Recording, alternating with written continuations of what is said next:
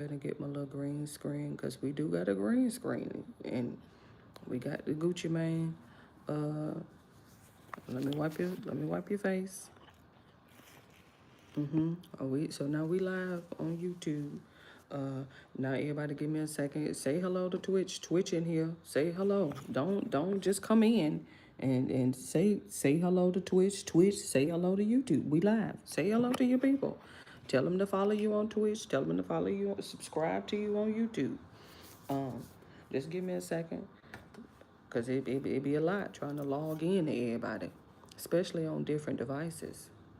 Let me go ahead, cause we got a little kickstand. We got our kickstand back for the book. It's gonna hold the book. You're gonna have to scoot over, cause the book is gonna have to be right here. We know where we left off at, so we ain't gotta go searching. We just use the flap, the book flap. Okay, you're gonna have to scoot over, cause he got some room here. He got some room. And let me see if I can, hold on, I'm just going through the features. These are new features since the last time. Well, technically, when I was on here, I was just playing games. No face. So she got some new features. Hold on, we did get some glasses just in case you need an explanation. Um, we was feeling frisky today. What I said, spicy? I think I said spicy. We was feeling spicy. Let me cover up real quick. And let me go through these features real quick. I ain't finna be doing too much because we busy. Hold on, let me see. Okay. Okay. And then why I should have went on my computer because it's a lot with these with this with these tabs over here trying to figure this out. Just leave it. Let me see what that is over there at the top. Okay. Okay. At least Twitch allows you to move through the app without, you know what I mean, like while you're live streaming. At least you're able to do a little bit while you're live streaming. That helps. I'm just saying. Some people just have you stuck. Okay. Let me see. Make sure, cause did everybody get their face wiped?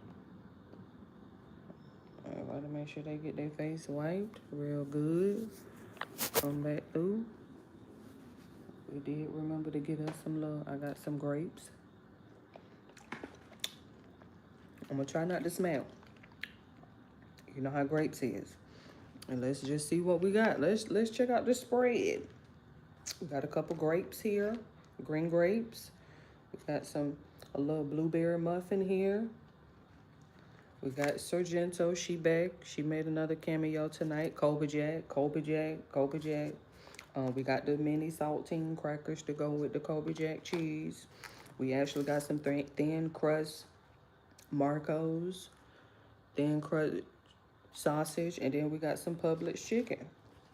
Fried, out the deli department. And then of course, don't forget, because we ain't done, we got some Sun Chips, the blue, original, classics.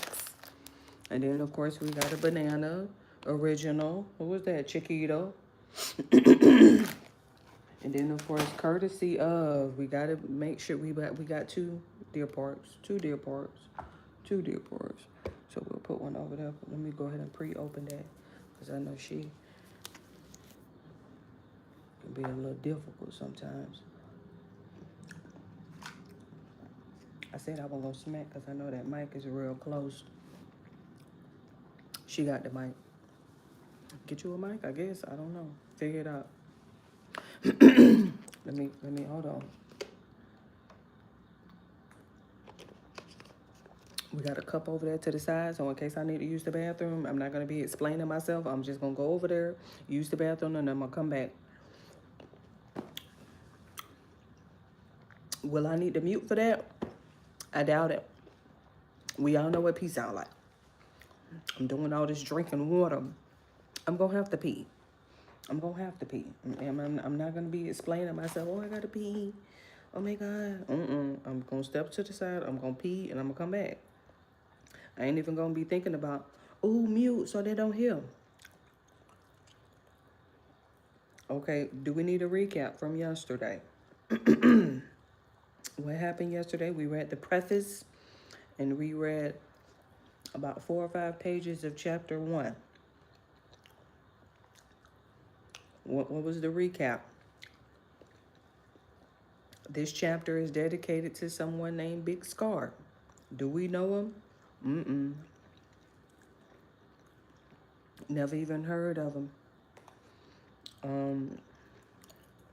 We found out a lot about Mr. Big Scar, though. We found everything out about him but his real damn name. Can anybody tell me what his government name is? He got all these aliases. Don't know him. At least his real name. People act like they don't find that out till they attend your funeral or see it on the obituary. But what we that mic is closed. Let me start smacking.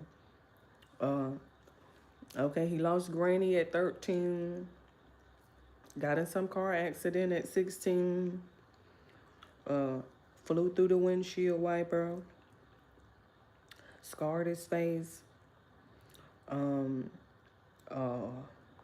How they met again? Who he met him through? Somebody. Through somebody. Should have been taking notes, to be quite honest.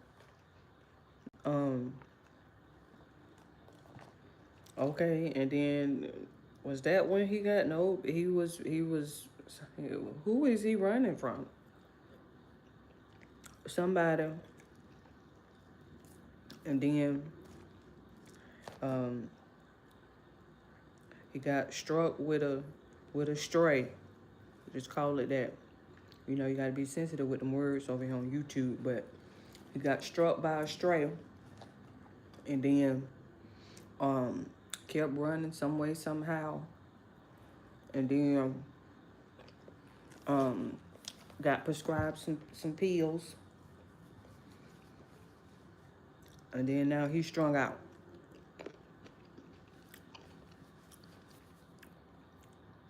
And so, you know, I can't say you know how that goes, but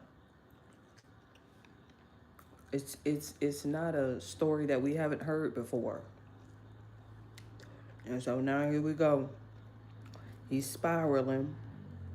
He got this newfound success. He's over here rapping, I guess, allegedly. I don't know. This is the record label owner. I think he signed him to 1017. So somehow he rapping. And all that, woo, all that, okay. And so then the strung out part. And then he called Radrick, aka Gucci Mane, you know, talking about he's fed up. No type of context, but just he fed up. Probably from the dependency of the pills. And so then, you know, Keisha came in, his wife, she helped him, you know, sort of reel him back. Do you want to go to rehab and all that? Everybody know that there is a problem going on. Who we got? Let me see. But the girlfriend know, the family know, the execs at Atlantic know. Everybody know that there's a problem going on. I believe that there was an intervention staged or attempted. Something. And so, the girlfriend said that he had a toxic group of friends around him.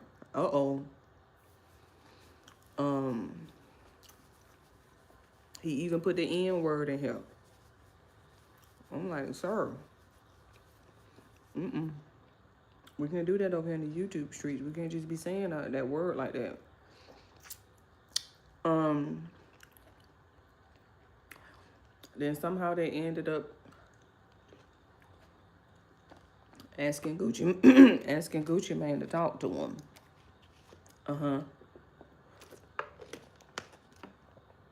He started looking at treatment centers, and then that was when he called. Who said something very familiar? He said that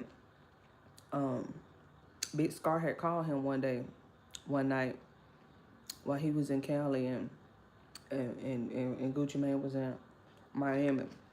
And he said, he was like, Big Scar was like, oh my God, man, let me see. Is that on this page or did I turn it already? I probably already turned it. Oh, here it is. Hold on. The red flag for me with Scar was one night about a year before he passed. When he was in Cali and I was in Miami, he had called me on FaceTime just telling me about his day. As he was talking and talking, he stopped and just looked at me right through the phone's camera. Quote, man, thank you for everything you've done for me, he said. Then he started crying. It was an emotional moment between a big brother and a little brother that turned into a horror scene because his eyes started rolling to the back of his head.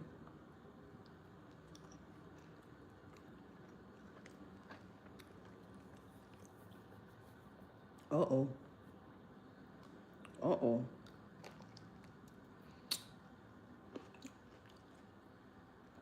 Anybody else experience that? Scar. I said, Scar. He checked out mid-sentence. All I could see were the whites of his eyes. He looked possessed. After a few minutes, he came to and ended the call abruptly.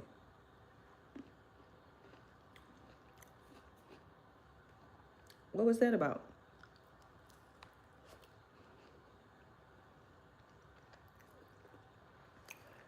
I didn't know what to make of it.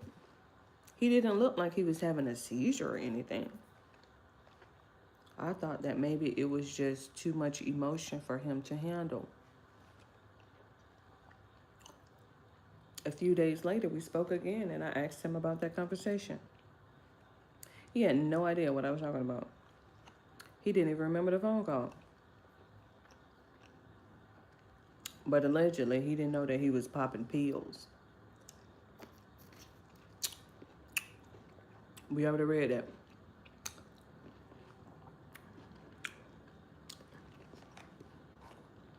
Let me hurry up. So unprofessional. All that evening smacking.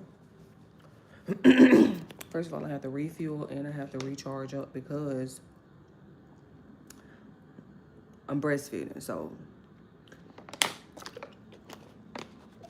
when I hear that little guy on the iPad over here working as a baby monitor, gums get the itching and he ready. I got to be fueled up. So, but we're going to get through this book because we're talking about substance abuse, mental health, all that. It was a lot going on. He's covering a lot of ground here. What was the quote yesterday? Because listen, I bought my computer because I can be doing all that typing. Something about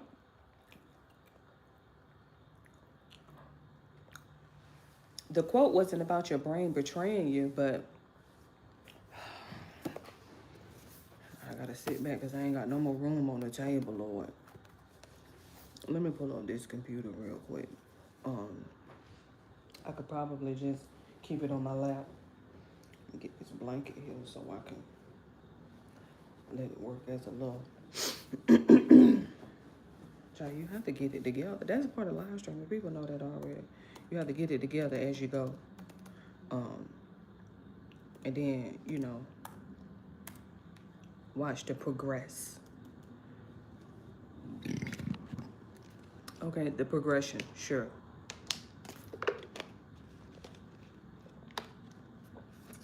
I don't want to keep doing all that reaching for that water. I typed it on my calendar. So let me see if okay, okay. Quote: This is from the preface. It's good to hustle, but sometimes if you hustle too hard, you can hurt yourself in ways that you can't imagine. And then the question yesterday was how to overcome your brain betraying you. So we were keeping notes as well. We got to keep notes. Listen, this is for people who graduated from college. Let's finish. Once we got him into the center after that fateful call, he only stayed 3 or 4 days. Now, we're not talking about the call where his eyes rolled into the back of his head, because that does kind of sound like one of them seizures. I'm just saying he tried to dismiss it as a seizure, but I'm like that can be that does. If I listen, let me go through some footage, and let me find that footage where I caught myself having a seizure. Um, Listen, terrifying. Terrifying. So I'm like, that does sound like a seizure, but I don't. He said it couldn't be because he knows seizures. I guess I don't know. But stay tuned. I have some footage if you really want to. Child, it'll scar you for life. He seemed better, but just sad. I knew that I had to keep my eye on him because he looked fragile, which to me meant that at any moment he could pop another pill. In a twisted way, his sadness was a good thing. He was feeling something and not numbed on narcotics. If he looked sad, then maybe that meant he was sober. But then what happens if the depression takes over? It's a vicious cycle. We caught up with each other in Las Vegas that fall of 2021. I had a plaque to present him for So Icy Boys 2, Going Gold. It wasn't just about how well his music was doing. I was celebrating his life. I wanted to show him that even though he was going through some stuff, it was nothing to be ashamed of. I wanted him to know that I had his back and that he could get through this. He was so happy when he got that plaque.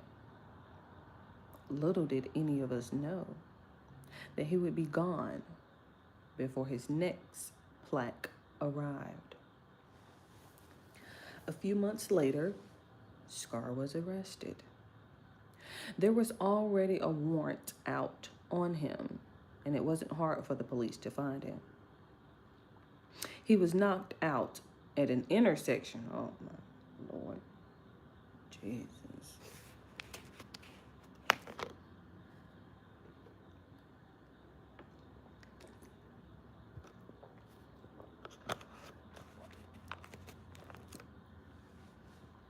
They found him in his car with his seatbelt on, windows down, with all of his jewelry on. He was so messed up on Percocets and lean that he didn't even realize where he was.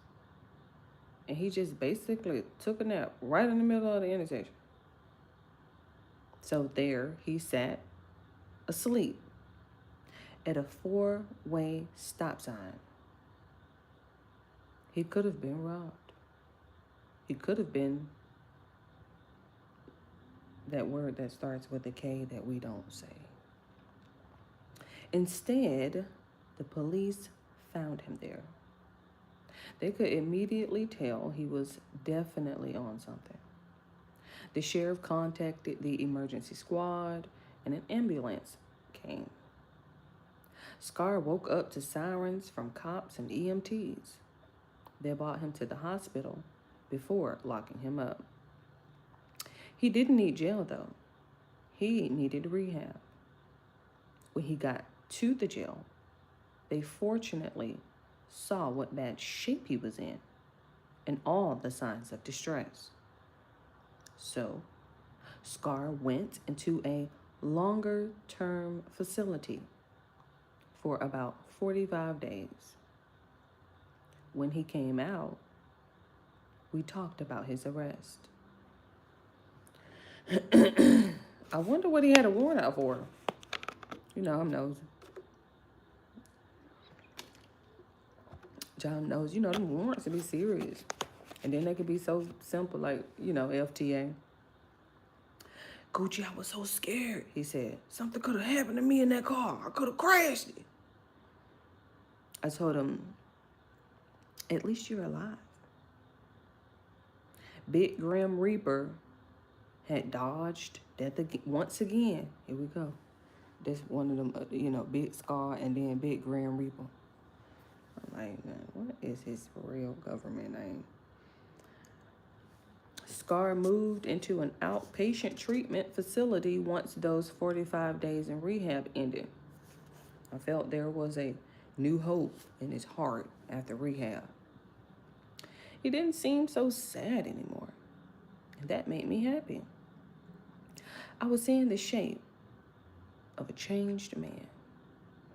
I was seeing the shape of a changed man.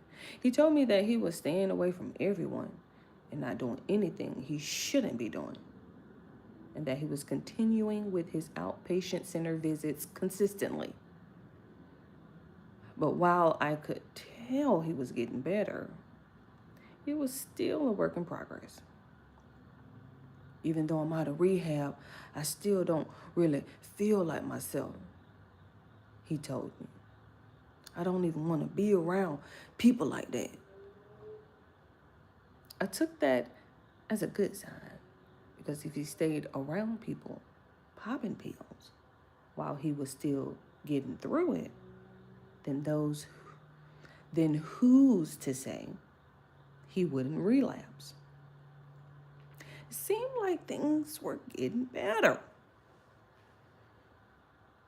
A few weeks later, he passed away.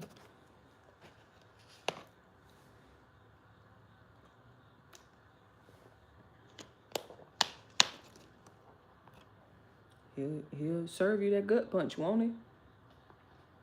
A few weeks later,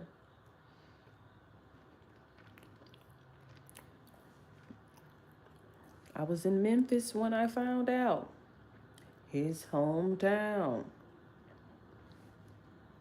One of Scar's friends, another artist that I had also signed, called me, but I missed the call. Then he texted me, quote, Scar's gone. I know one thing.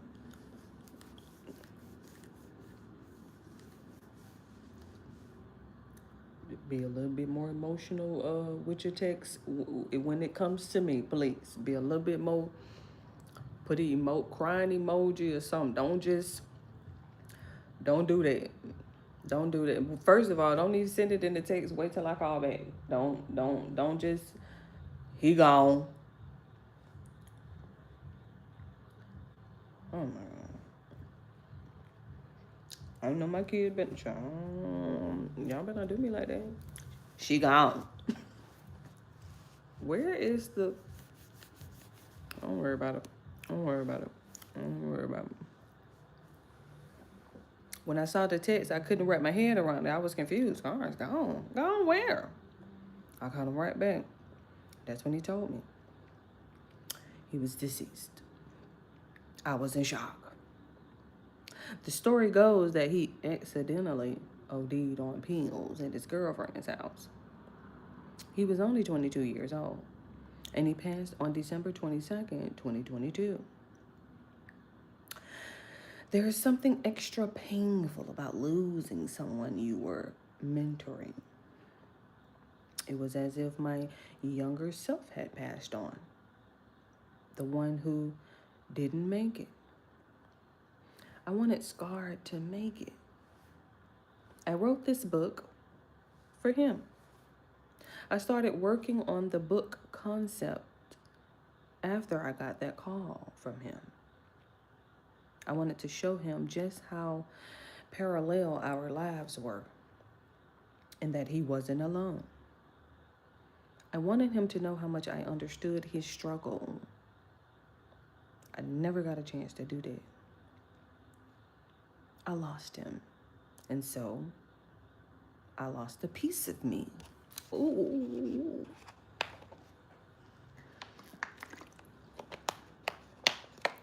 We're getting the emotional side of him. Yay! We're getting the emotional side of him finally. Oh my goodness. Like emotional though. You know, like with the autobiography of Gucci Mane, it was just, okay, give you that timeline of the rapper, right? But then when we got the Gucci Mane Guide to Greatness, it was giving personal growth and development. But this right here, I like the emotions. Truth be told, though, that was a loss I had already taken before losing Scar. Uh-oh. Only now it was amplified. What is that supposed to mean? That was a loss I had already taken before. What do you mean? When I made the decision, to change my life in 2016, I didn't realize that it would come with grief too. Okay. You got to mourn your old self to welcome in the new one. Oh. Know when to quote. Please. Know when to quote. Hold on. Go back to yesterday. Pull it up. We just gonna add to it. Oh my God. Okay, hold on. Let me see if I can. Okay. What page is this? Page 18. Page 18. Oh, this is chapter 1. Okay. And then what's the quote again? Hold on. Okay, quote. Get off of all that caps. You gotta mourn your old self to welcome in the new one. My God. I like that. Give me the quote. You gotta mourn your old self. Hold on, let me add a comma or hyphen or something. You gotta mourn your old self to welcome in, comma, pause, make it dramatic, to welcome in the new one. He said the new one, right? Okay, you gotta mourn your old self to welcome in the new. Okay. I like that. Let me get it great. But I struggled with a mental health condition that was getting worse due to substances. So rebuilding myself took time. I had to be patient. I had to be determined. I had to choose life and not the slow ride to demise. I also had to show some reverence for the old me in order to let him go. Is it reverence or reverence? It might be reverence. You know, John, listen. Pronunciation. I think it's reverence. I also had to show some reverence for the old me in order to let him go. Sure, the old Gucci had a big belly and a shaved head, and he didn't always act right. But he was the person who made me famous. I got a good point now. Look, you do got a good point. He built a record label. He sold out shows, but he was an addict.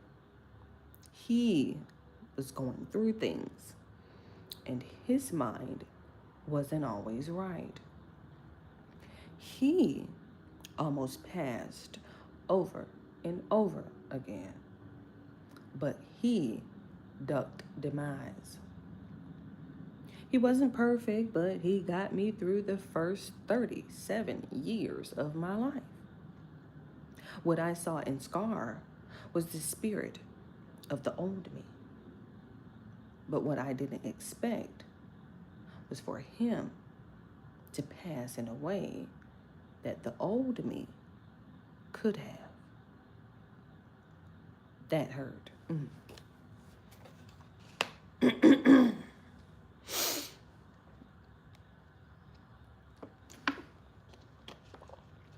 I'm so appreciating the emotions. This is so therapeutic. So therapeutic. And inspiring as well. You know, that realization, like, dang, right? Because people just don't understand. I don't know what it is about that cough, sir, Lord. It's like, y'all just be out here experimenting with any and everything, honey. Let me finish. Let me finish.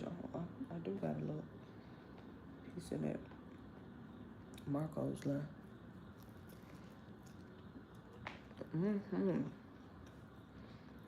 Sometimes, even with all the help in the world, recovery doesn't go as planned. Sometimes the demon wins. Sometimes you can't save everyone, even if it breaks your heart to lose them.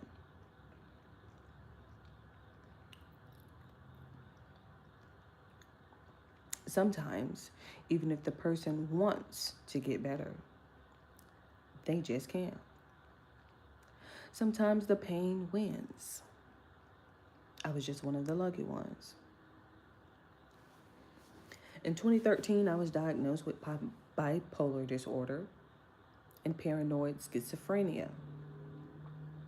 Having no idea what those words meant, all I was able to grasp was that they were being used to keep me out of prison.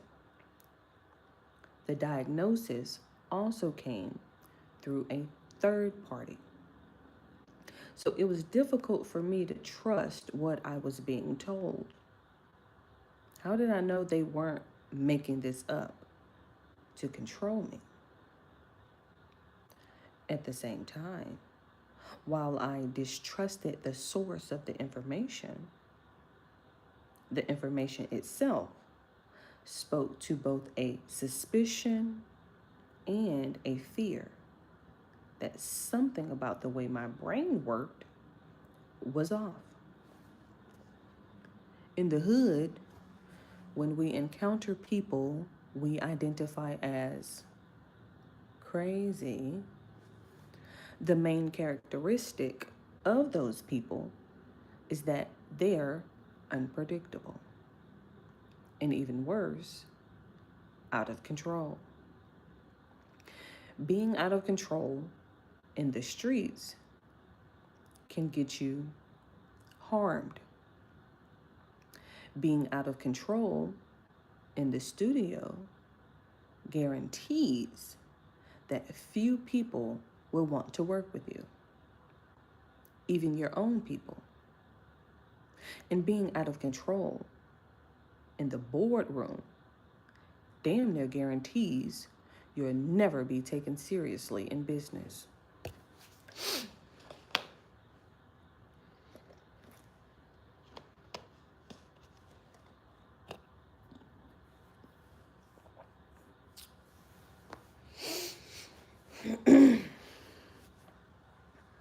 To accept those diagnoses at that time in my life would have meant accepting I wasn't in control of my own life.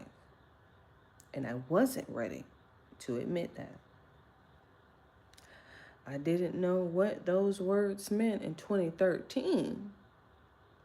and I allowed my fear to keep me from taking them seriously until several years later. Now that I look back at my life, I can see how the signs I didn't know to look for were always there.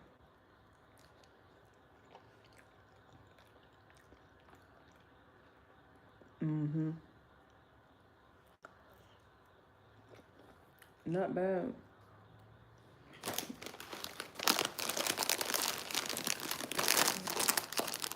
Listen, them sun chips are listen, let me go ahead and just pour them in up here. When I get to them sun chips, let me put all this, cause listen, I know how people are about that chicken. Child, I just ate the guts. I can't do none of all that with that high blood pressure.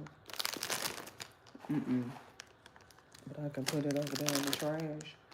She got a little piece of chicken. You might just give me the chicken. I don't need all that. But Publix, listen, she got that good breading on that Publix chicken. So, you know, the chicken is pretty flavorful. Gotta give it to her. Any number, like, it's a 16 piece.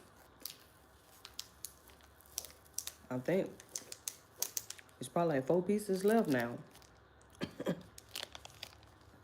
She is so popular.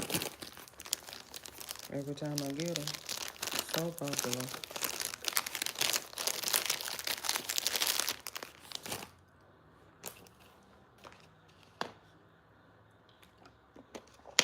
The grapes gone.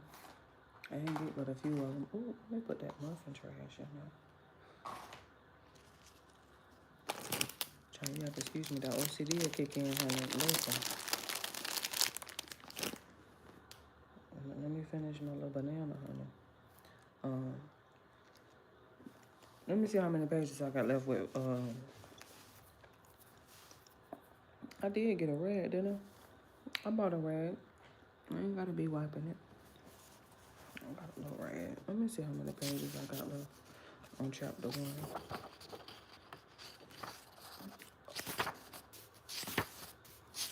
Ooh. 1, 2, 3, 4, 5. Okay. We got 5 more pages to turn. Okay, dang. Here he go with that damn. I think it's Bessemer. But is it Bessemer or Bessemer? I hate when he be bringing that damn name up from Alabama. It always gets me. I think it's Bessemer or Bessemer. Oh my goodness. I see it coming up. I see it coming up. And I immediately thought to myself, when I was reading the autobiography of Gucci Mane, I'm like, how do you say that? Like, is it Bessemer or is it Bessemer?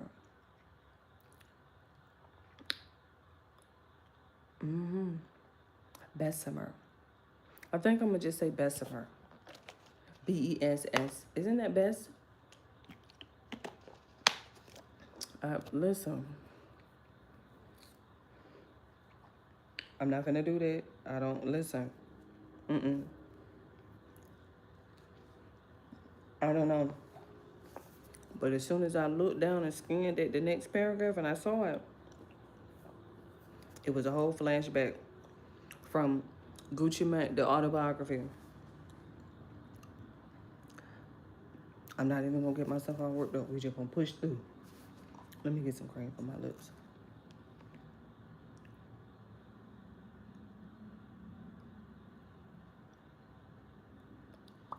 All right.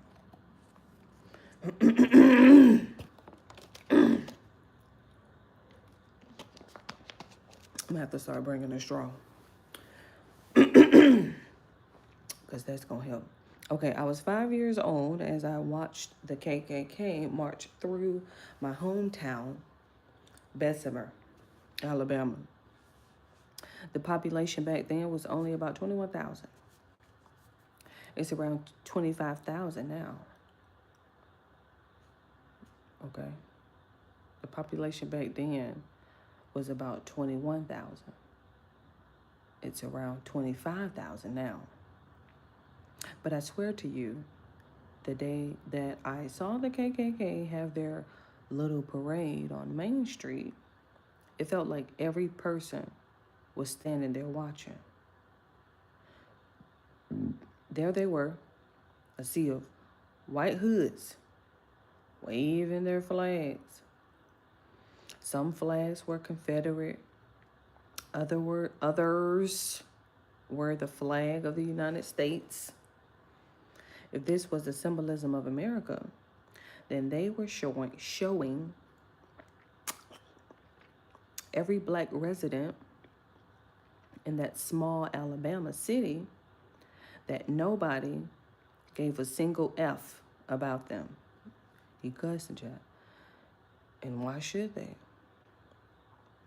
Right at the city limits of Bessemer, there used to be a sign welcoming the KKK. No joke.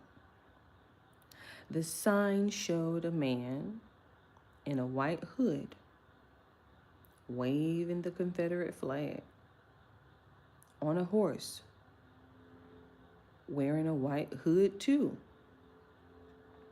The sign read, Realm National Alabama. Realm / U.S. Klans KKK Incorporated / Welcome Bess, number 20. In the 1960s, right off the Bessemer Superhighway, was a place called Moose Park, which was famous for KKK rallies and the grounds where they would burn their crosses. You know, that wasn't all they did over there either. Even though a lot of that happened before I was born, it was the foundation for what Bessemer was by the time I grew up there. I'm trying to scoot you back because I sometimes have to lean forward a little bit, so I gotta scoot you back a little bit, just a midget, so that way you ain't all in my face when I do this. I see you on my peripheral. I might scoot back and let me fix the book. Let me take a break.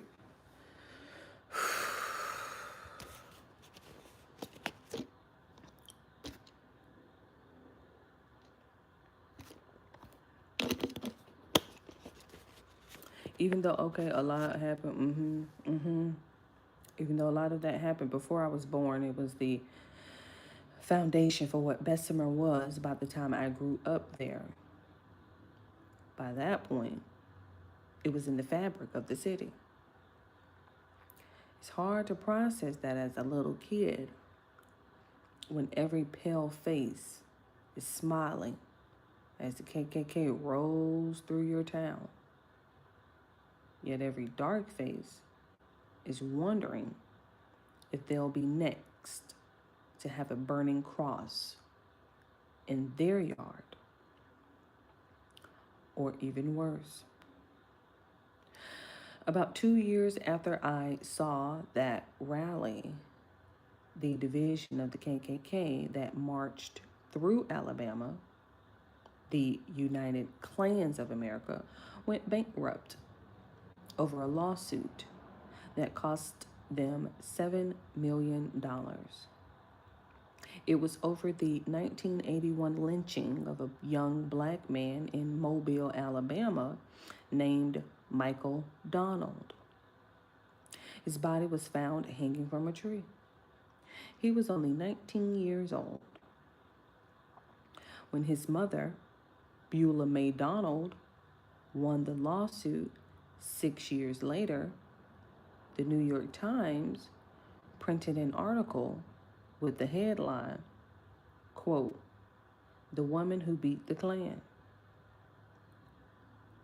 Did she really beat them, though, when she lost her son? And even with no money left, the Klan still hated black folks. Now, they had even more of a reason to hate them.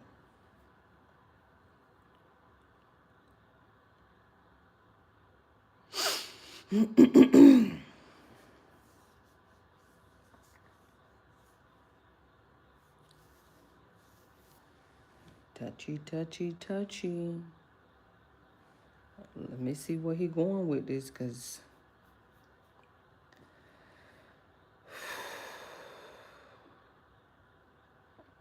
touchy, touchy, touchy.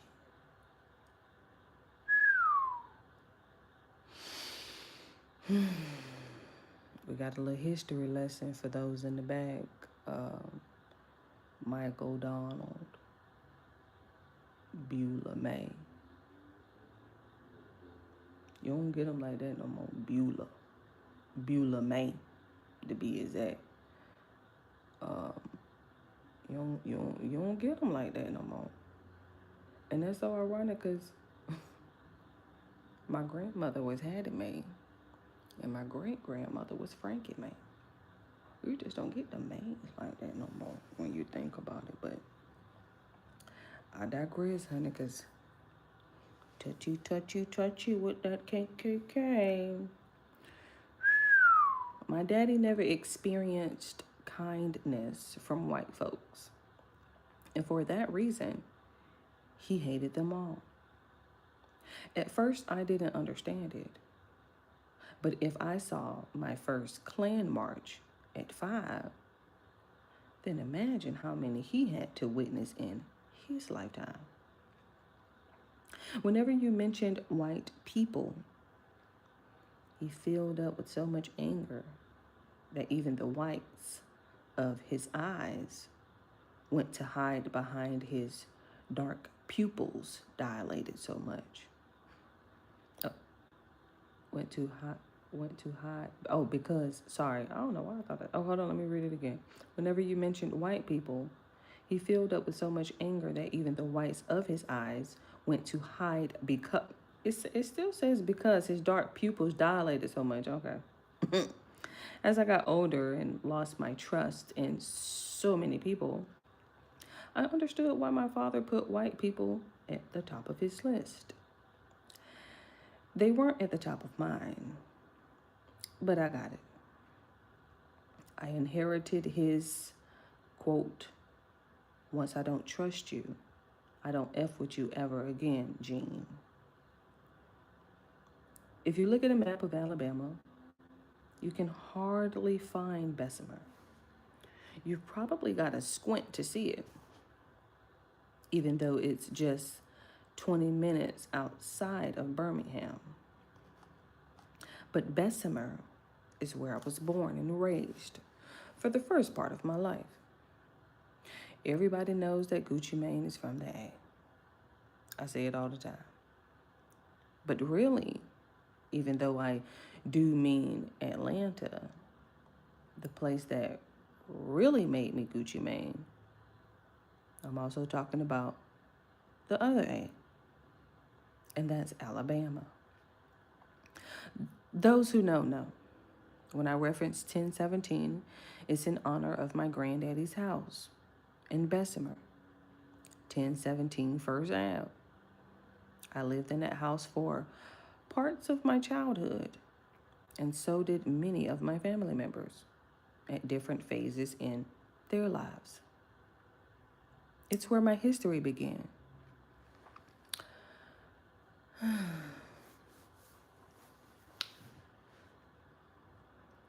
Interesting.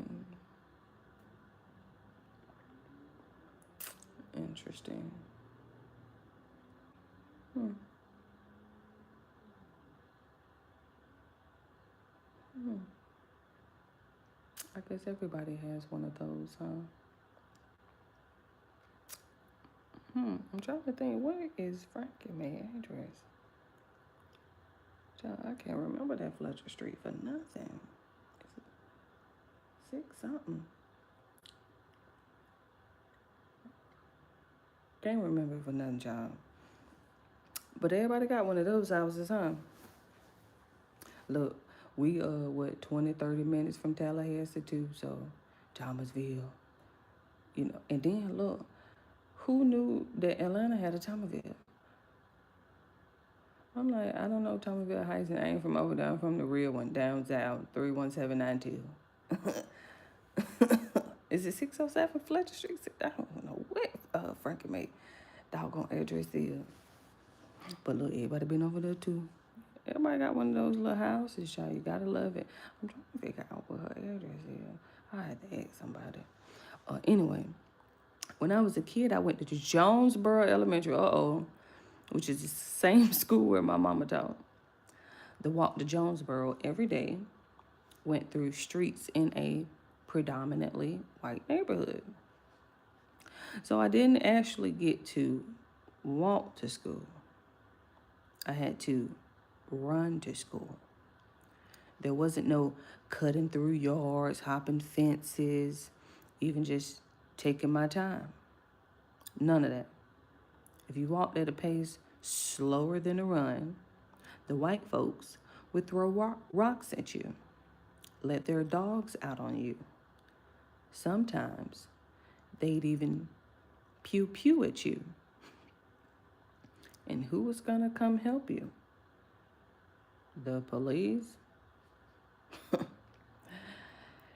There I'd be 6 years old in my good school clothes, running for my life, just to get to and from school every day.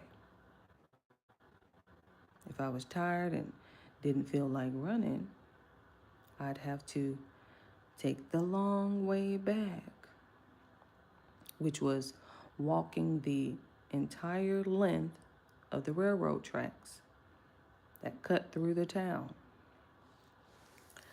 To my mama, that wasn't safe either. So the best way for me to get home alive was to run to and from school. I did that from the 1st grade through the 3rd grade. We transferred before I got to high school, and I can't imagine what would have happened if we hadn't. If a little kid was a threat just walking to school, imagine a tall, young black man. Just a little, let me take a break, y'all. Goodness gracious. I mean, I had to walk to school, okay? And let me tell you something. I had to walk from Villa North to Douglas. Ooh. What was that? 2nd to 5th? Was I walking to school in 2nd grade? I'm trying to think. Who was 2nd grade teacher? I'm trying to think who. Oh, Miss Bryant, Chandra Bryant. Was I walking then? Oh no, I might have been walking then. By 2nd. 3rd grade was who? Miss Chambers. Who was walking? 4th grade was who? Miss Freeze. 5th grade was Miss House. Yeah, I believe we would try. Listen. From Villanova to Douglas. Strutting. I don't think I got a bike until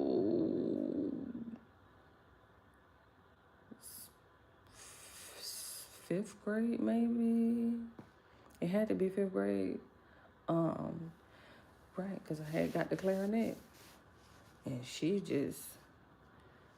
I could not ride the bike with that clarinet. Oh my goodness. Goodness. Child, I know about that walking to school, honey. Whew. Luckily, I didn't have to go through all that, though. My goodness. That's a lot to have to run all the way there and back. I mean, you already... let me finish. Just Lanier High School in Bessemer was where my mama went to school and where my brother played football until we moved to Georgia. They had a giant stadium called Snitz Snyder Stadium where everybody came to watch football games. Their team was called the Purple Tigers. High school football is huge in Alabama, where even alumni come back to support their team. And Jess Lanier sits right in the middle of it all. Let's see how many pages I got left, Lord, okay, we ain't got but 3 more pages left. How much snack I got left? I gotta know. Whew. Let me see if I gotta pee real quick. You know, you gotta adjust and see what that bladder feel like. I think I feel okay. I feel okay. Let me take a break. You working me, ain't it? We just getting started. What time is it? Okay. I'm leaving it after chapter 1 is done. We'll come back tomorrow. I don't know. Let me see. Tomorrow is Friday.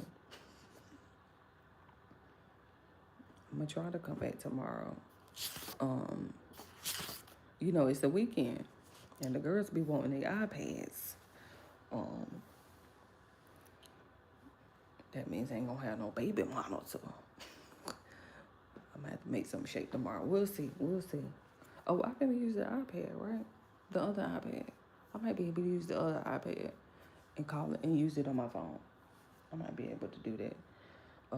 Use the other iPad on my phone. Yeah, I'll figure it out. We gonna figure it out. We got to get through this book. Cause Karine Jean-Pierre, her book is coming out next week. We're gonna just keep it moving. I'm just curious to know what she's talking about in that book. But we're gonna wait. Let me see what's going on here with this history lesson. We went from talking about BitScar to now we got this history lesson. I don't know where we're going. I don't know where we're going. Let me scroll through real quick. Okay, like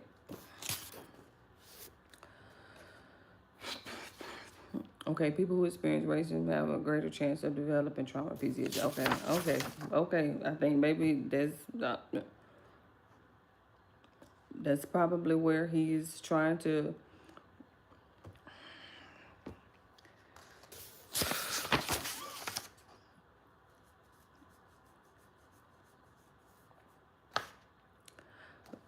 He don't, okay, and maybe the guilt of my past is to be, okay, it's also not safe for one thing. It puts too much attention on my relatives. If I come to town, they don't need all of that when they're just trying to live. Okay. I need some context, sir. This is why are we in Bessemer? Why are we down there? What's going on? What happened? It seems as if he may tie this to like the paranoid, bipolar. I was just a little confused because I was trying to give him credit with the whole BitScar situation. Like I was trying to like give him credit for being emotional about it. But then we just kind of went to Bessemer. And the KKK, I'm like, did we get some closure with the BitScar situation? Because remember the title of chapter 1, Scars from the Past, and it's scars with 2 R's. So you see what I mean? I mean, I can see how he's trying to intertwine them, but did you ever get any closure with yourself about what happened with BitScar? Because you're supposed to be a mentor, you know, he kind of passed, and he was trying to help. And then, of course, we know that there's only so much that we could do when it comes to, like, trying to help people. I gotta make sure as soon as I said it, I was like, Hold on. Hold on. That is so ironic. As soon as I said that, I was like, cause she'll die on you, child, and you'll be, hey, I'm just saying, it happens.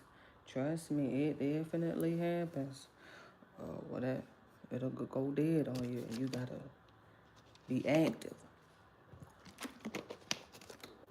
Let me put her on the charger. Technically, I should have had my computer on the charger. Dang, everybody charge up. USB-C? Come on. You can take a break. You're done. Just take a break. I should have had my computer on the charger this whole time.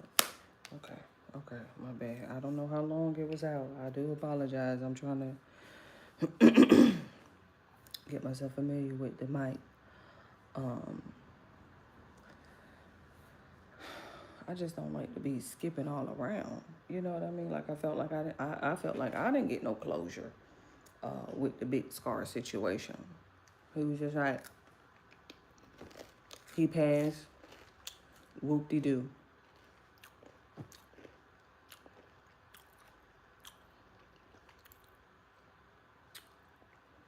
I'm like, you about damn worse than the text message. I'm like, damn.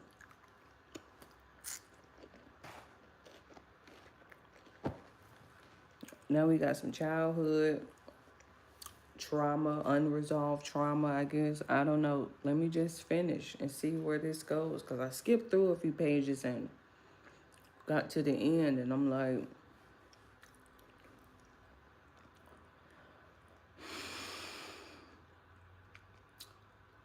their football team is known across the nation, playing other small towns with a big football presence in places like Texas.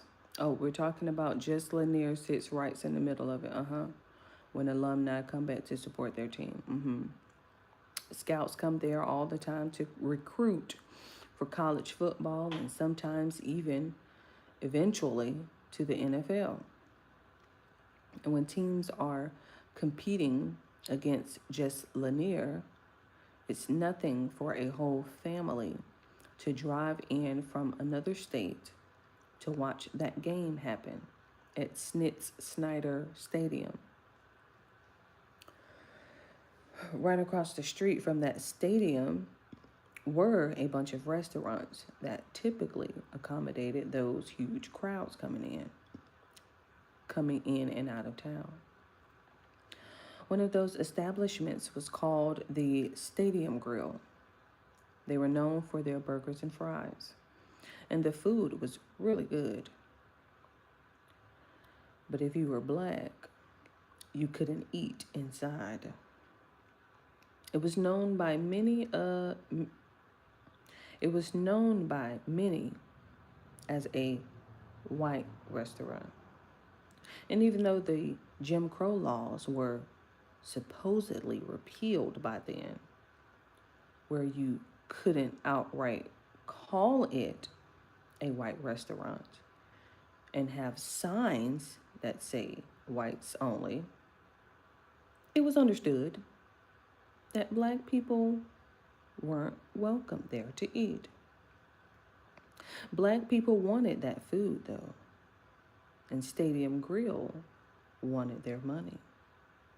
So black people were allowed to go through the back alley by the back door where the trash cans were and place their orders. Then they'd pick up their food in that same spot where the scraps were thrown away. You couldn't even come in through the front door to get your food. You could only order and pick up out back. You could eat out there too, but again, right where the trash is. The restaurant's main business was all thanks to that stadium where people gathered to watch a lot of young black men throw a football around. And yet, those same football players couldn't even eat at the restaurant right across the street unless it was next to the trash. Imagine that. I'd go there with my mama after games sometimes, and we had to eat our burgers out back. Ridiculous. Indeed.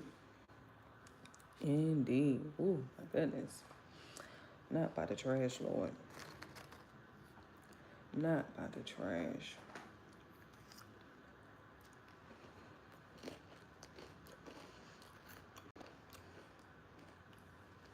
Okay, so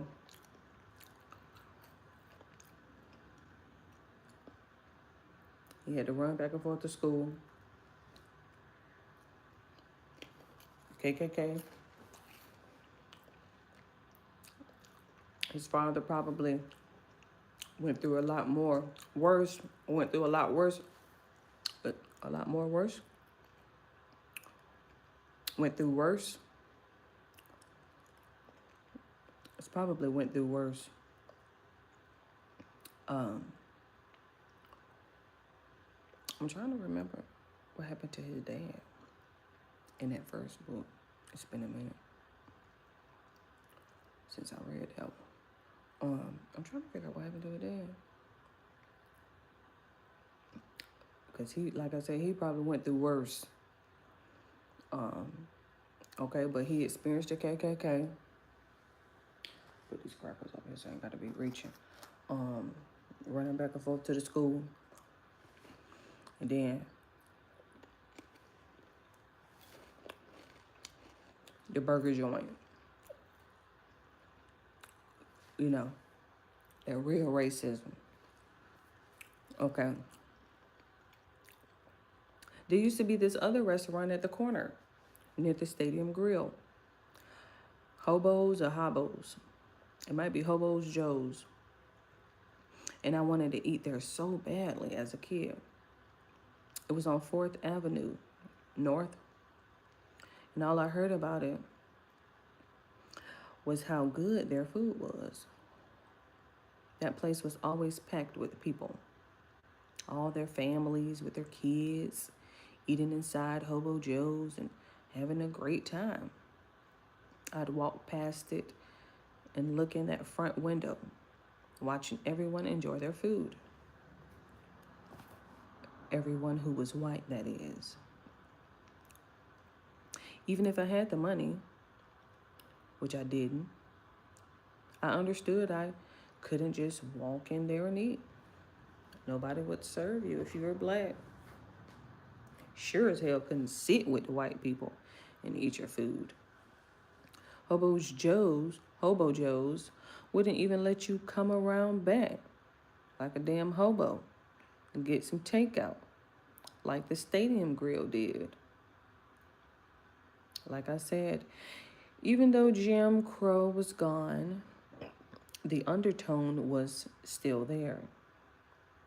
You didn't need a KKK rally to make you feel unwelcome in your own town.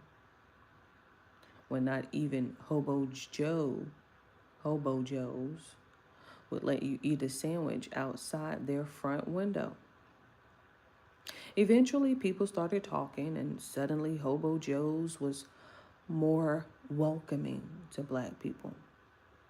By the time that happened, nobody wanted to go there. My mama wasn't gonna let us go eat there after all of that.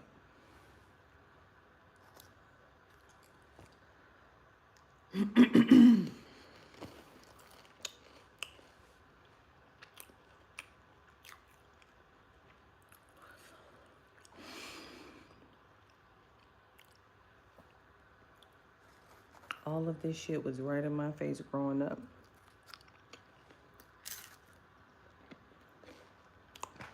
He cussing, man. I got it like, you're reading, you be like, oh my god, he cussing.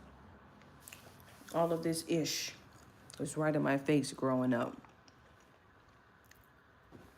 It's no wonder why, once my family got into our car and drove right out of town, I only came back to those Bessemer city limits once trapping entered the picture.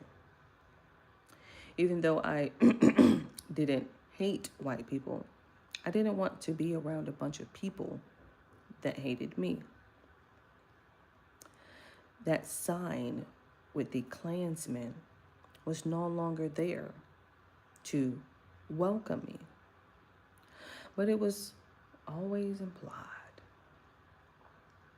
During those trapping days, I'd come back to Alabama for a little bit, and my family members or my next door neighbors would ask me to go get them some food from the stadium grill.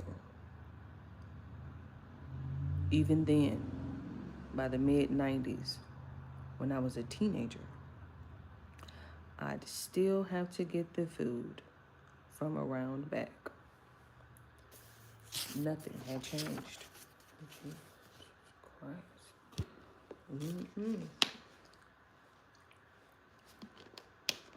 That's first of all, that Alabama for you. So don't try to make it seem like, oh my god. I'm like, we're talking about Alabama here, so I'm sorry for your loss, I guess. I don't know.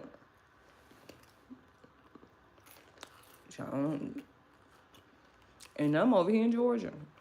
I'm next door. But I'm like, ooh, that Alabama hit different. That racism, that damn racism in Alabama hit a little different. I'm just saying.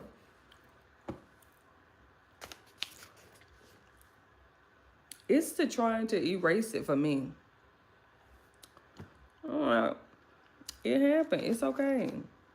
I'm like, we didn't have to go through it. So, you know what I mean? Like, it just, like, granted, I said touchy. I said touchy now.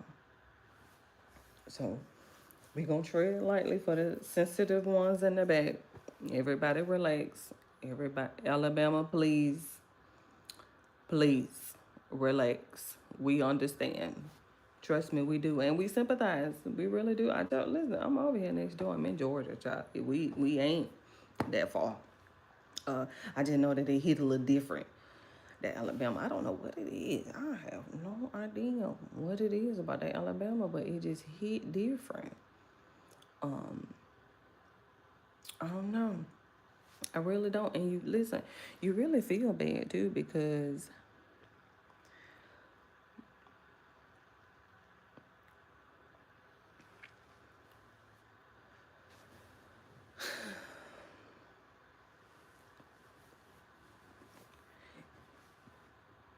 the racism just hit a little different with us,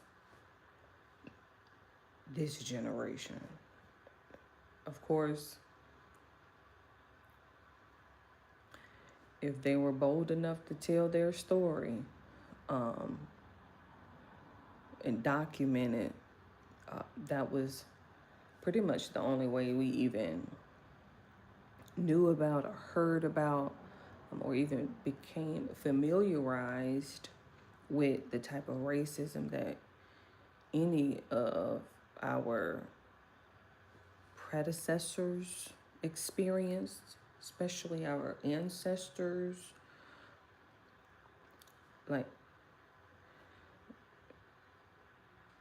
they never really talked about it personally with us.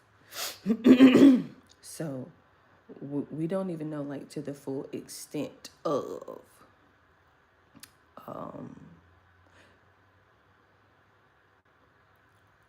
but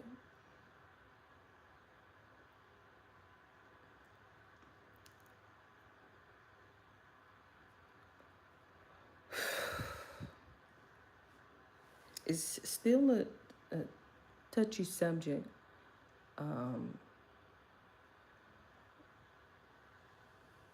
especially as a 35-year-old black woman. I do understand. Trust me, I do. I mean, just racism alone. And then,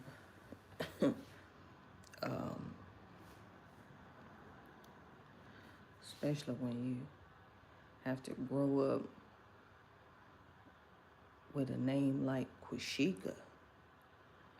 And just for the record, I'ma just throw it on out there, because, you know, that's technically not how my mother pronounces it. She has a different way of pronouncing it. But once I got to a certain age and a different frame of mind, I just sort of settled it a little bit, because growing up, that was how my mom called me. That was how she pronounced it. And so I just ran with it. And so she says Kwashika. Now, growing up, I ain't need all that no more. I didn't need all that jaw. I didn't need all of that. So that's why when people ask me my name, I just say it's Quashika, because it's just Quashika. And then not only did she add a Q to it, so the world is already racist toward Q. Who knew? Especially names with Q. Who knew? You don't know that until you have a name that starts with Q, and you have to thug it out. You can change your name if you want to. That's an option, but if you're strong enough, you just thug it out. So not only did she give me a name that starts with a Q, here she wants to add 2 apostrophes to it. So it's Q-U-A apostrophe. Then she got this capital S-H-E-E, another apostrophe, K-A. I'm like, it's Quashika, child, because she just was doing too much. And then what I don't understand is, how you gonna be racist about me and my name? I didn't have shit to do with the name. Ma'am, I didn't pick that. It was given to me. So I have to own it just like you do, or you don't. I mean, you don't have to like it or anything like that. You don't have to accept it. You can decline. But I'm like, why are you trying to make it seem like I had something to do with it?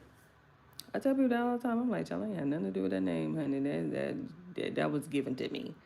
I'm like, and I had to change the pronunciation. For some reason, I just, that Kwashika was irritating me. Like, it just got to a point where I was like, okay,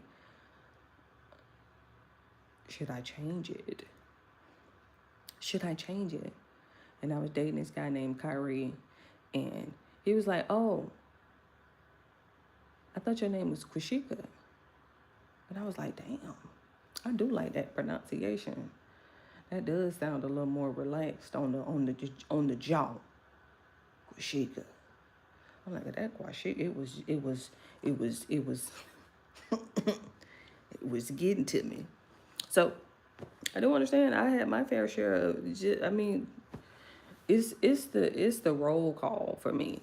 Like, it got to that point, like about 6th grade. It got to that point where, you got to familiarize yourself with the new teachers, and they become comfortable with your name. They know how to pronounce it. We good. We have a rapport. Everybody know Quashika. It's that substitute teacher that come in, and she's going through the list, and she hit that pause, that stop, that dramatic,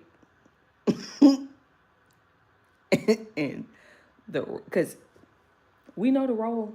We know it go by last name, so we know Everybody just know when they turn come. Everybody know who before you, who after you, and Josh, that substitute teacher, like get there and the room get quiet and you just know. And it got to the point to where that's me.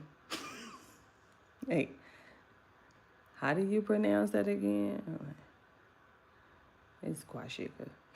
Like, oh, okay.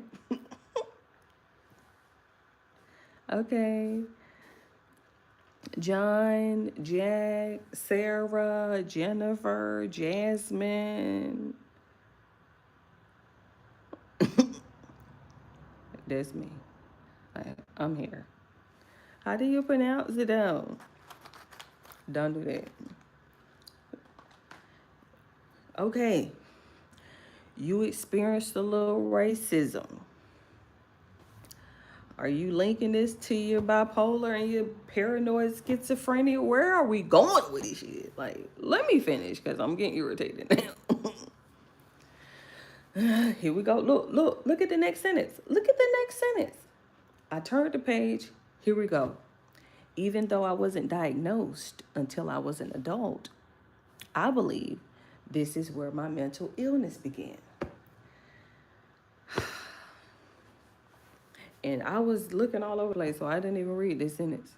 But come on, let's finish. This organization called Mental Health America released a study. Oh, here we go. That said, people who experience racism have a greater chance of developing trauma and PTSD.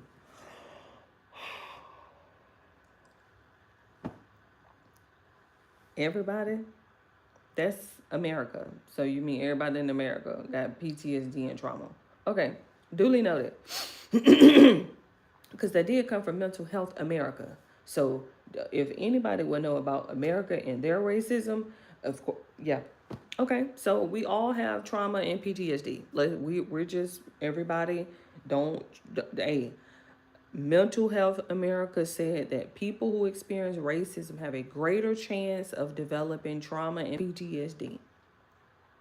So if the basis of America is racism, then that means there's everybody. Don't try to sit here and act like you more than the other. That's all of us. That's all of us. I'm over it at this point. I'm totally over it. Now, granted, my trauma and my PTSD may look a little different than yours. You know, my levels may be a little bit more elevated than yours because, you know, I'm Black. And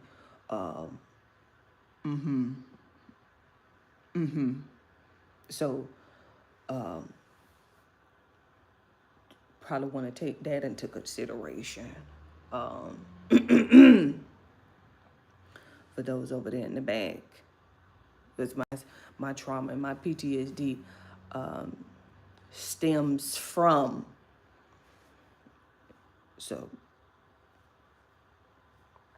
but other than that, I believe that we should all just bring it all in together. Because it's America, and if this is the basis of America, especially with the racism that they're trying to whitewash now, ain't gonna work. So I guess I gotta appreciate the little history lesson now. You know.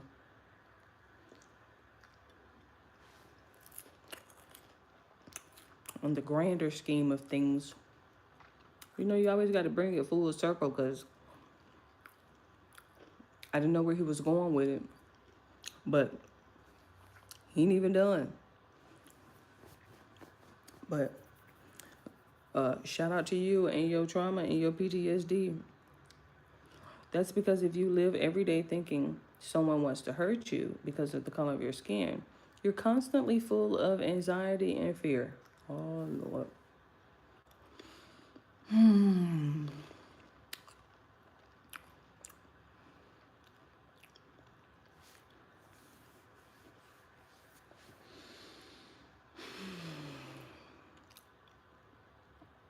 That was me as a little kid, running for my life.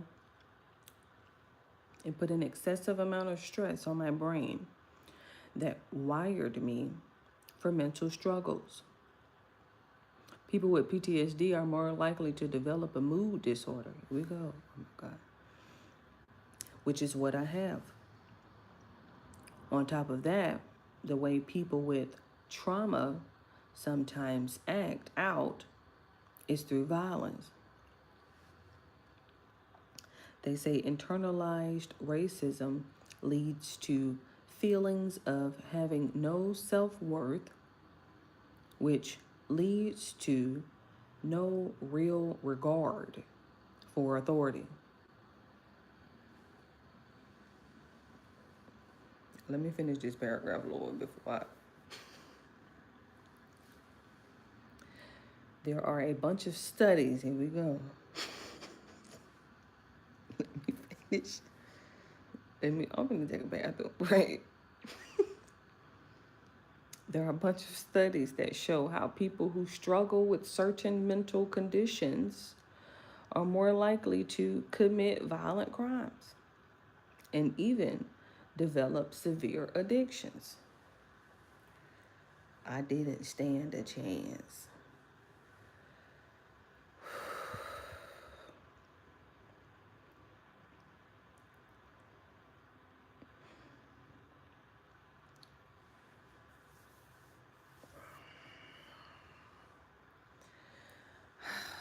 How many pages?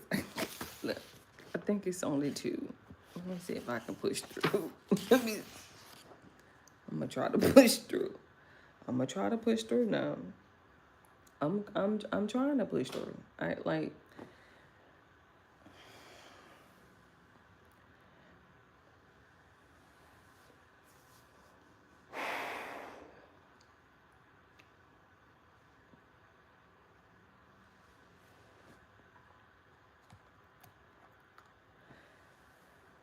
I'm just trying to figure out, did I need justification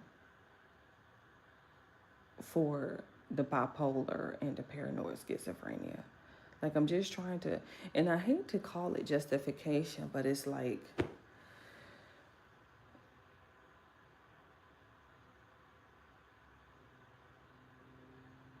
what?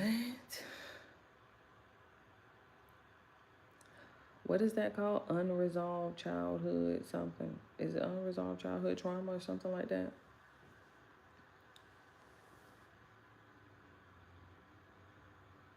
Okay, you couldn't eat at the restaurant and you had to eat your food out the bag, or you had to order out the bag and eat it out there if you wanted out there, or you could just walk to the front, or walk and eat it, go to the house and eat it in the car. You know what I mean? Like, go sit on the bench, go to the park, go back across to the stadium and eat it. You just couldn't eat it there.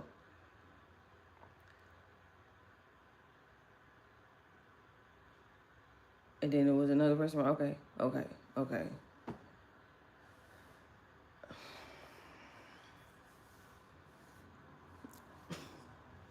This is why, and I'm gonna just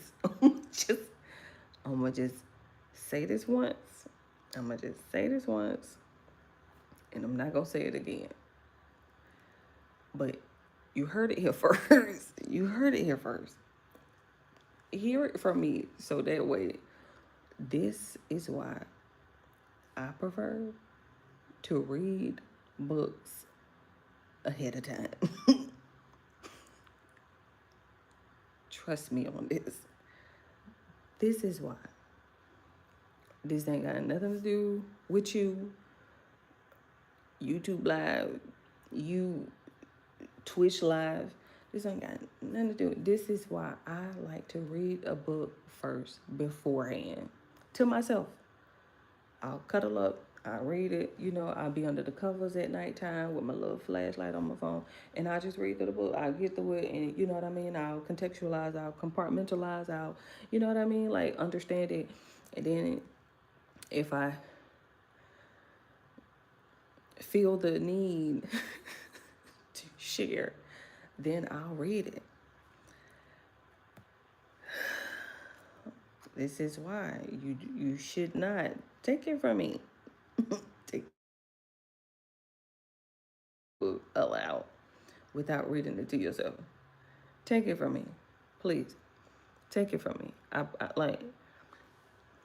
ain't gonna never steer you wrong. I promise you, I'm never gonna steer you wrong. But when I tell you, uh, and I'm trying to give him the benefit of the doubt, episodes, the paranoid schizophrenia, the bipolar.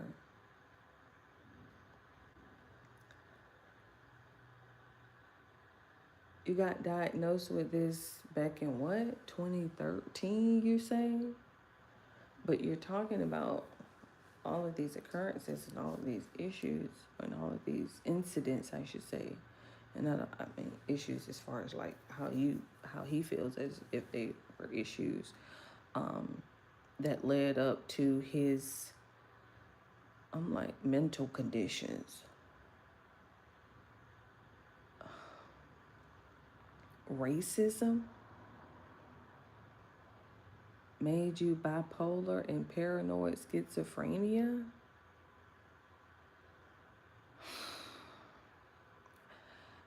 He didn't read another study. Let me just finish. I read another study that said if you live in a town where there is a high rate of crime, even if you're not participating in any criminal activities, you're also more likely to become mentally ill.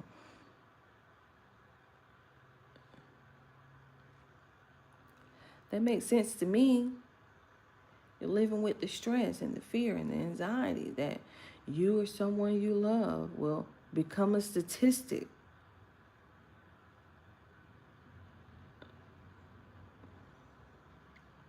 You might be constantly worried about walking around alone at night because someone might pew you on the way home. Or what happens if you get caught in the middle of some gang when you're just trying to get gas or go to the grocery store? And what if you have a young black son? There's the constant worry that he may join a gang and may pass in there. It's not easy. They don't stand a chance.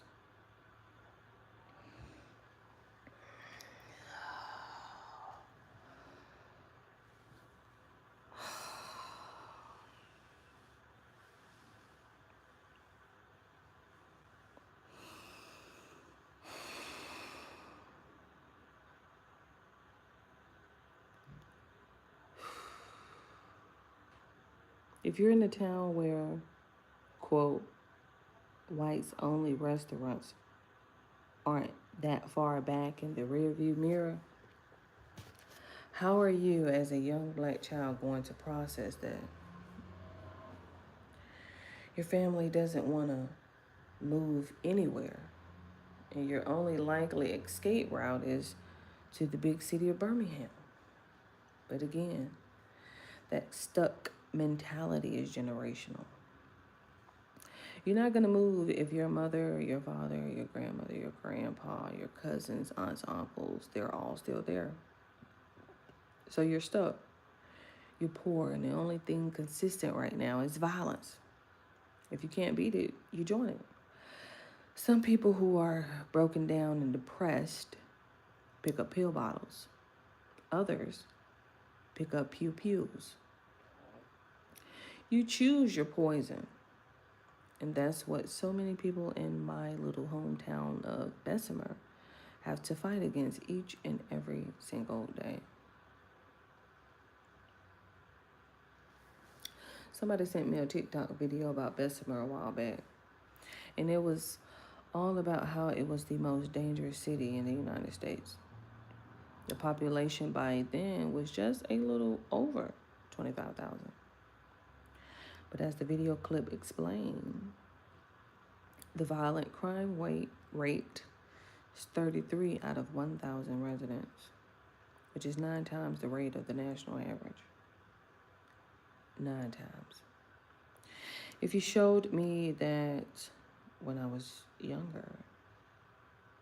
If you showed me that when I was younger, I might have said, hell yeah. I would have worn that like a badge of honor. Might have even yelled out those statistics in a song I wrote. But as a grown man who has had to think a lot about his mental health, all I see is sick people waving guns at other sick people. Those statistics don't lie, but there are the lies we tell ourselves when it comes to thinking a town like that is going to make you hard and not just destroy your mind.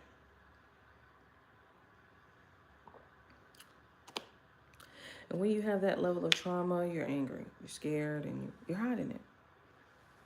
So what do? You either isolate or you seek out community. That community, gangs. And I don't mean sophisticated, organized gangs that spread across the nation. I'm talking about, this is my block and not yours. In a city with limited blocks, that's going to bottleneck at some point. See what I mean? It's just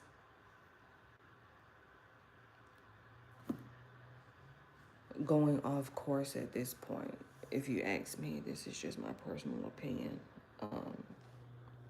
The context of the chapter is just, for some reason, just feel like it's going off course. It's just straying. Like,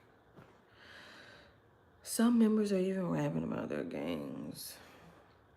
There's an obvious draw to being a locally known rapper out in Bessemer, especially when you want to use your platform to talk crazy.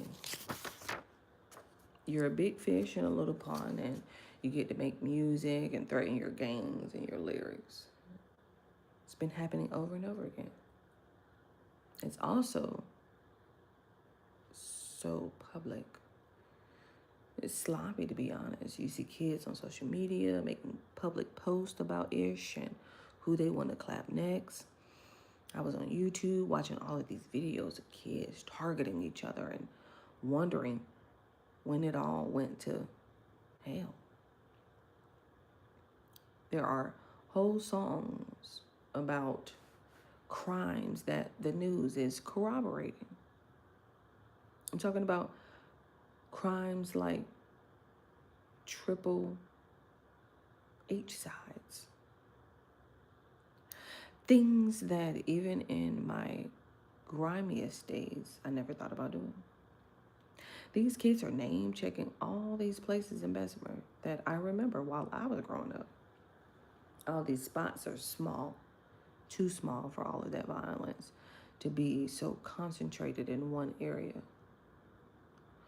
All that told me was that those violence statistics I read about weren't fabricated. They add up. If a bunch of kids are tied to gangs and harming each other and rapping about it, then even the tiniest pockets become ganglands.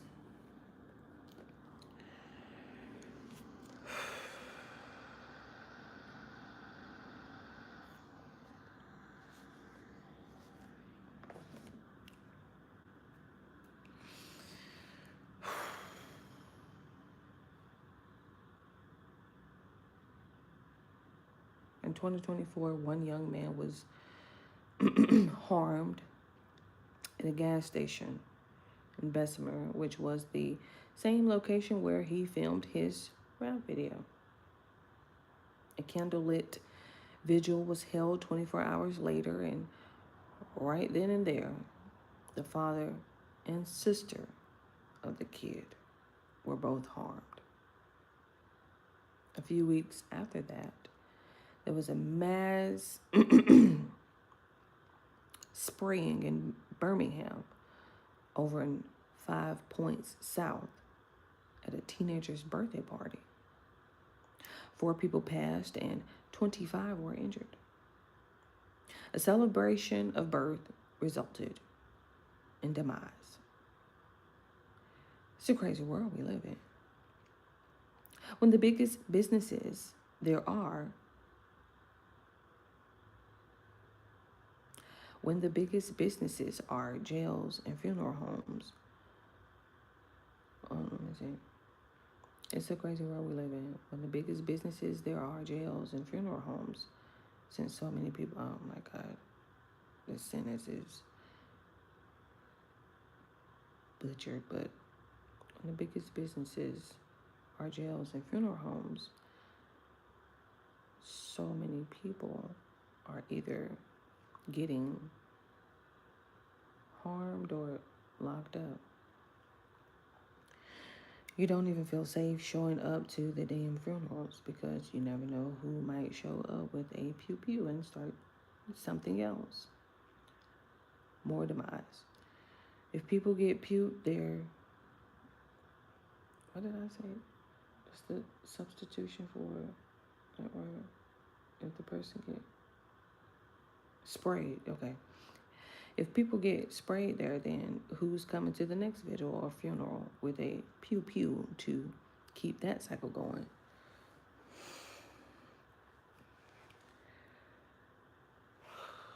That's my rag, Lord, because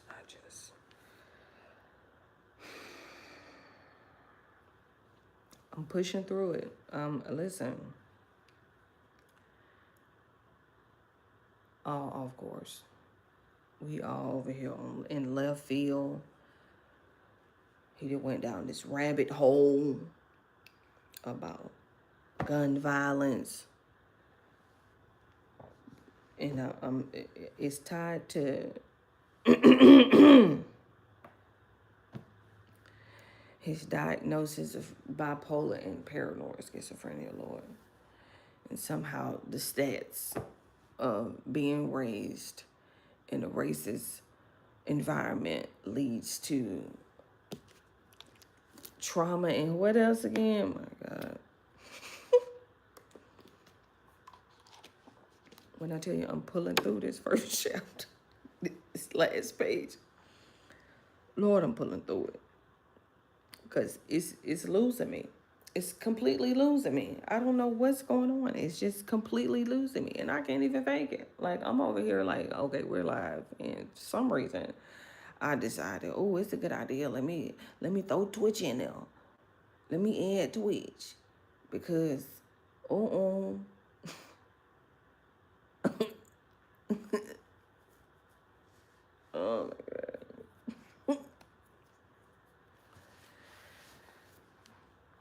This is what happens when your only options are to be a sprayer, a hustler, or a low-level rapper, or just flat out poor and uneducated. Remember, you couldn't even eat a sandwich at some spots unless a dumpster was right next to you. My God, if you bring that up again, Lord. If you're positioned next to garbage, you can't help but feel like it. I followed the careers of some young rappers out there to see if I could sign any and try to help in that way. There was one rapper in particular who I really thought could do something. And just as I was going to reach out to offer him a record deal, he went to prison. Damn shame. When I was growing up, there was a documentary called Gang War, Banging in Little Rock, where they followed around some white Crips and black Bloods all over Little Rock, Arkansas. The series came out right around the time that my family and I moved from Alabama to Georgia. And the main reason we moved was because all of these gangs started forming in Alabama. And my brother was of the age to become a member. My mama made the decision to get us out of there. So there I was watching this documentary, thinking about what that gang life looked like and why we made a decision to get away from it all, to get away from all of it. As I watched these kids in Bessemer years later, I said to myself, this is like banging Little Rock on steroids. At a distance, I looked at those videos on YouTube and I was shocked. How did my little city get so bad? Was it always this way? Maybe it was, and I just didn't know it because I was too busy living in it. Well, trying to survive it, trying to survive in it at least. But if a Klansman gets to wave his flag around Bessemer, why would a gang member ever feel inclined to drop his?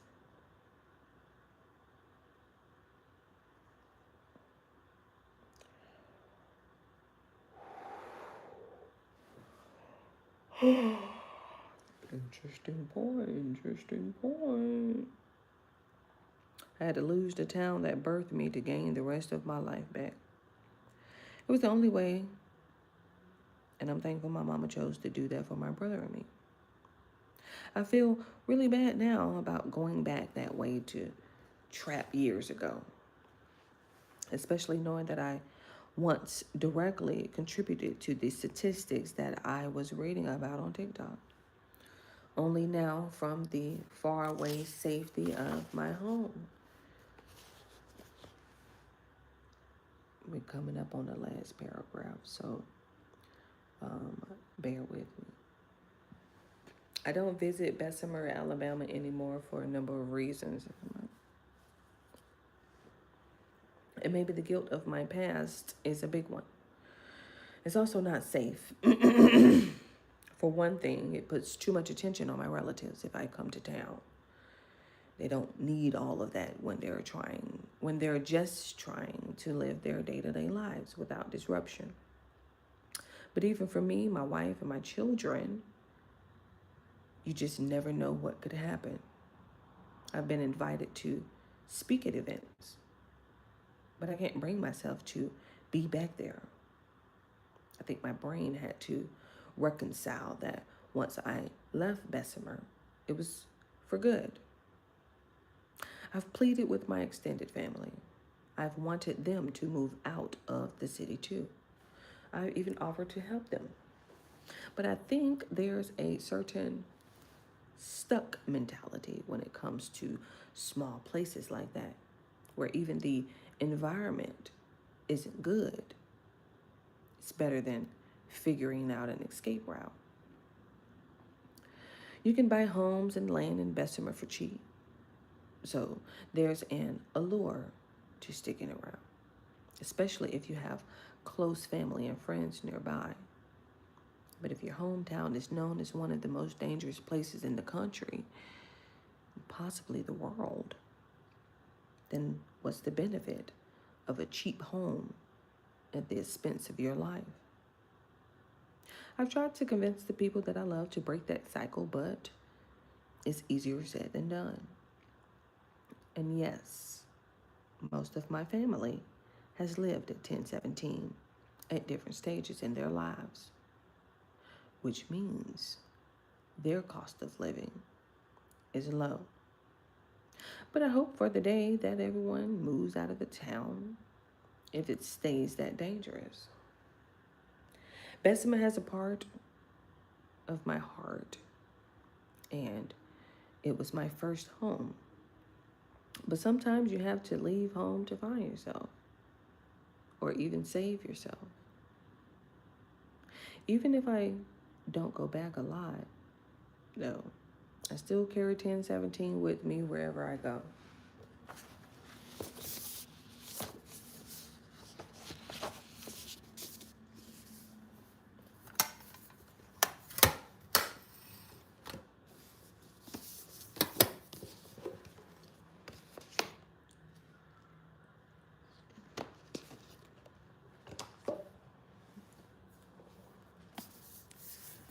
Don't talk to me right now. I don't even want to talk. I don't want to talk. I really don't. Like,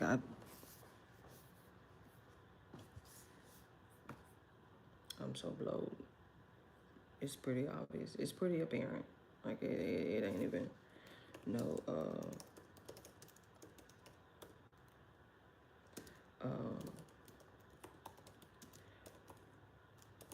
hiding it.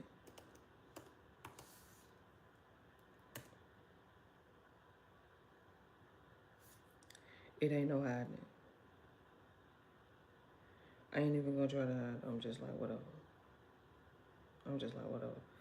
Turn this around. Let me see what's going on. Turn it around so I can see. How do I go over there? Oh, turn back. Hold on.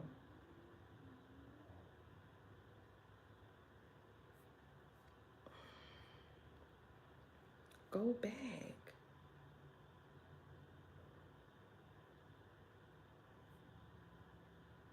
Um,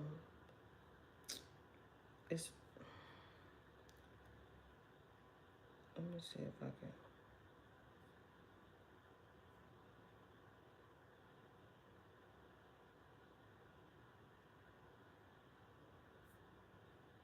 I'm trying to. I wish it was like touchscreen so I can. Um,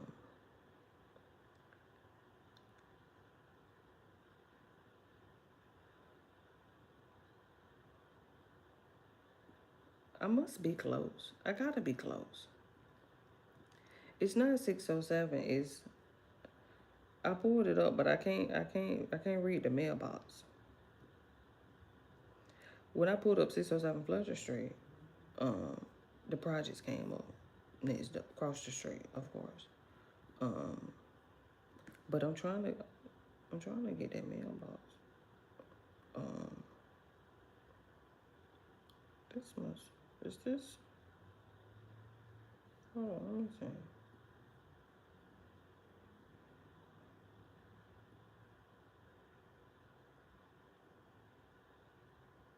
What happened to the ditch? What happened to the ditch? Is the ditch gone? Did they cover up that ditch in the front? I think they covered up that ditch in the front. And then it looked like we got like a little gravel right here in the front. Too. A little, like a little, like a little cement right here at the driveway. I don't know. Is this? I wonder when this was taken. Oh, this was taken in February 2024. Um. Mhm. I can't read that mailbox, and she just will not let me zoom. Oh, hold on. Let me see. Oh, it's 606. Damn. I was close. I was close. What I said, 607. Child, I was close. I was close. It is 606. Yes. I'm trying to figure out how did I do that. How did I zoom in on that? Yes, I zoomed in on the mailbox 606. Okay, well look like we got like a new mailbox here. It looked like they cover up the ditch. And is that a little like we look like we got like a little sidewalk. Like yeah, it look like we got like a little driveway. They covered up the ditch. We look like we got like a little street. We got a little uh, it's not a median. What is that? A shoulder. Oh my god, we got a little sidewalk too. Check us out. See, so sis, I was close. I was close. You know I'm gonna let it. You know, child. I'm telling you, the OCD wasn't gonna let me let it go. Um, cause I'm over here.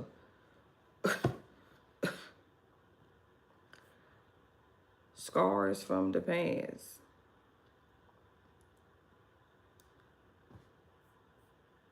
We like don't listen.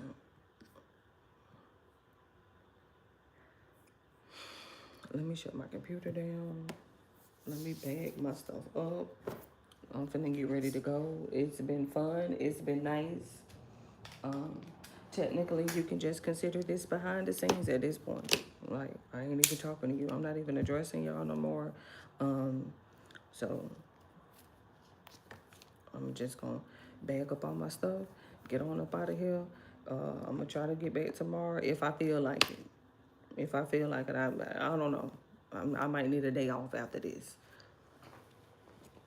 Like, cause, like, I'm telling you, listen, this isn't the first time that this has happened. I was recording myself reading this book. He over there, he right there. Listen, that book so close. That doggone book is so close. Hold on, let me see. Let me, let me cut your green screen off real quick. Hold on, let me see. Cut your green screen off, and then I could scroll. I could turn the camera around. And you see that book that's peeking out of there right there. That one. Child, I was recording myself reading that doggone book. A woman's who is what's the name of your book again that you wrote with your wife? A woman's influence. A woman's influence. Tony Gaskin and Sherry Gaskin. I was recording myself in the bed reading that book, and I had already read the book before. So that's why I was like, oh, this is a good book. I should record this and make a little audio book for it. Reading the doggone book out loud. This dude over here talking about when you first start dating a chick, you need to set some rules, and you text her first for 3 days, and then she texts you first for 3 days, and then y'all rotate.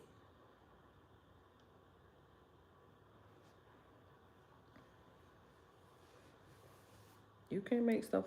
I can't make this up because he put it in the book, and I caught myself reading the book beforehand, and I'm reading the book out loud, and I'm like, I know this motherfucker did not just say he gonna text first for 3 days, and then I gotta text first for 3 days. Like I'm keeping up with who's texting who first. Sir, if you want to text, text. If you don't.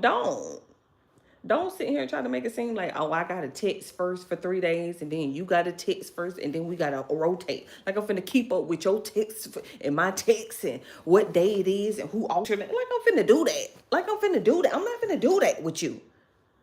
Don't. So now I'm over here reading episodes with Gucci Mane, and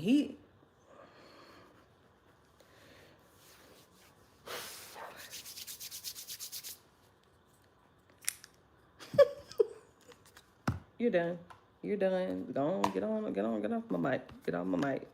Get off my mic. Go on, get off of my mic. Let me charge up my.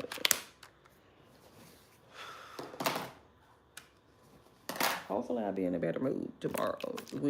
That's probably why I need to take a day off, because